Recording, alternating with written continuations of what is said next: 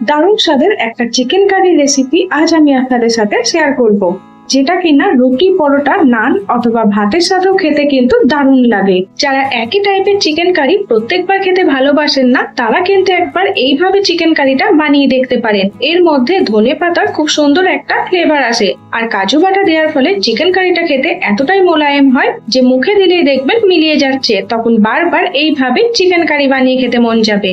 তো চলুন বেশি দেরি না করে ঝটপট এই চিকেন কারি রেসিপিটা দেখে নেওয়া যাক। আর আমার ভিডিও যদি আপনাদের ভালো লেগে থাকে তাহলে অবশ্যই আমার চ্যানেলটি সাবস্ক্রাইব করে আমার পাশে থাকবেন। আমি দুদিন অন্তর নতুন নতুন রান্নার ভিডিও আমার চ্যানেলে পোস্ট করে থাকি। চিকেন কারিটা বানাবার জন্য প্রথমে আমি মশলার পেস্ট রেডি করে নিচ্ছি। তার জন্য একটা মিক্সার জারের মধ্যে দিয়ে দিলাম কয়েক টুকরো আদা আর কয়েক টুকরো রসুন। এখানে আদার থেকে রসুনের পরিমাণটা আমি একটু বেশি রেখেছি। এক মুঠো ফ্রেশ ধনেপাতা কুচি আমি এর মধ্যে দিয়ে দিলাম। আর ঝালের পরিমাণ অনুযায়ী আমি এখানে দিয়েছি 3টে কাঁচা লঙ্কা। প্রায় 8 থেকে 9টা মতো কাজু আমি এখানে দিয়ে দিলাম। অল্প একটু জল দিয়ে এই মশলাটা কিন্তু খুব ভালোভাবে একটা পেস্ট বানাতে হবে। দেখুন এখানে মশলার পেস্ট কিন্তু রেডি হয়ে গেছে। এই মশলাটা দেওয়ার ফলে কিন্তু চিকেন কারিটা খেতে দারুণ টেস্টি আর একদম মোলায়েম হয়। একবার খেলে দেখবেন এর স্বাদ মুখে লেগে থাকবে। এখন এই মশলার পেস্ট আমি আলাদা জায়গায় ঢেলে রাখছি। আর ওই একই মিক্সার জারের মধ্যে দিয়ে দিলাম 2টো মিডিয়াম সাইজের পেঁয়াজ কুচি আর একটা টমেটো কুচি।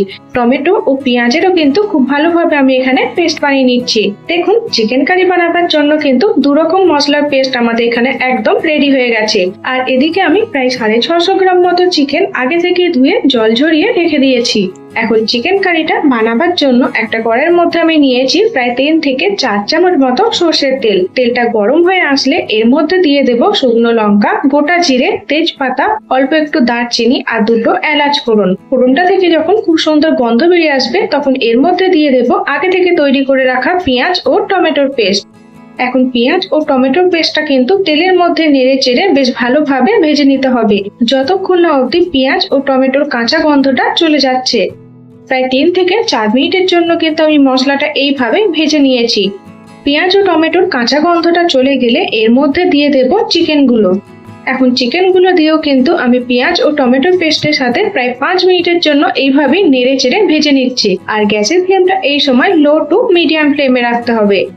প্রায় 5 মিনিটের জন্য টমেটো ও পেঁয়াজের পেস্টের সাথে চিকেনটাও কিন্তু আমি খুব ভালোভাবে ভেজে নিয়েছি। আর এখানে দেখুন চিকেনের কালারটাও চেঞ্জ হয়ে গেছে। বাড়িতে যখন চিকেন আসে আর ঘুরিয়ে ফিরিয়ে সেই একই রকম চিকেন কারি বা চিকেন কষা বানানো হয়, যেটা বাড়ির সকলে খেয়ে প্রায় বোর হয়ে গেছেন, তখন মুখের স্বাদ পাল্টাতে একবার কিন্তু কাজু ও ধনেপাতার পেস্ট দিয়ে এই চিকেন কারিটা বানিয়ে দেখতে পারেন। এটা রুটি, পরোটা, নান এবং ভাত সবের সাথেই কিন্তু বেশ ভালো লাগে খেতে। এখন এক এক করে কিছু গুঁড়ো মশলা আমি এর মধ্যে দিয়ে দেব। প্রথমে দিয়ে দিলাম কাশ্মীরি লঙ্কার গুঁড়ো। এখানে ঝালের জন্য কিন্তু আমি কোনো রকম লঙ্কা গুঁড়ো ব্যবহার করিনি, কারণ ওই মশলার পেস্টের মধ্যে কিন্তু আমি কাঁচা লঙ্কা দিয়েছিলাম। স্বাদ মতো নুন, অল্প একটু পরিমাণে চিনি, 1 চামচ মতো হলুদ গুঁড়ো আর দিলাম 2 চামচ মতো জিরে গুঁড়ো। আর আগে থেকে যে আদা, রসুন, ধনেপাতা ও কাজু দিয়ে মশলার পেস্টটা রেডি করে রেখেছিলাম সেটাও আমি এর মধ্যে দিয়ে দিলাম।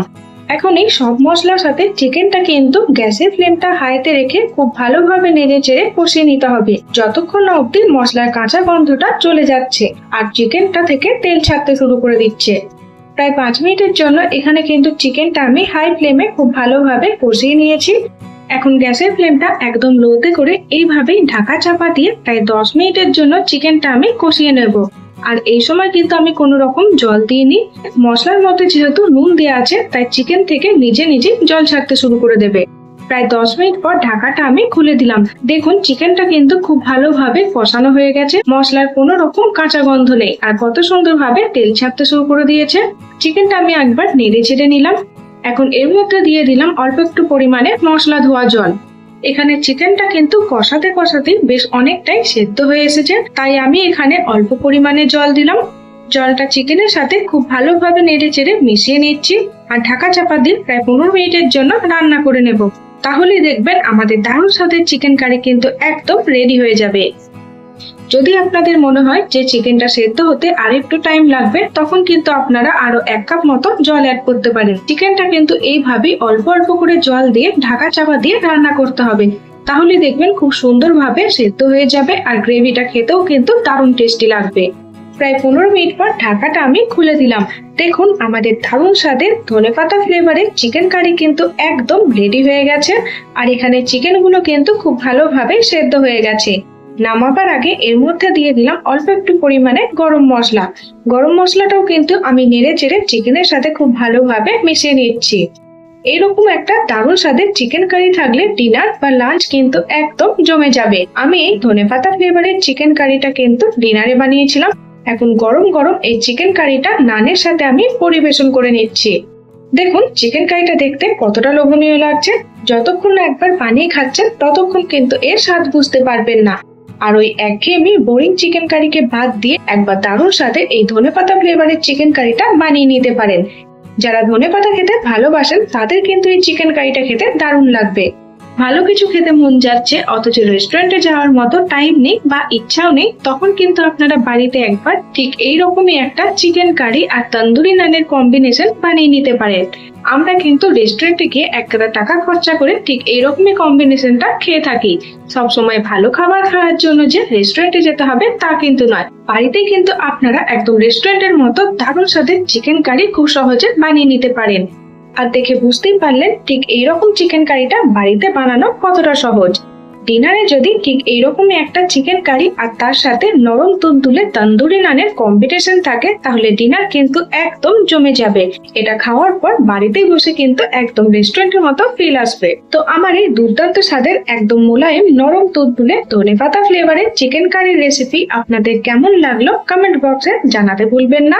আর আমার ভিডিও যদি আপনাদের ভালো লেগে থাকে তাহলে অবশ্যই আমার চ্যানেলটি সাবস্ক্রাইব করে আমার পাশে থাকবেন।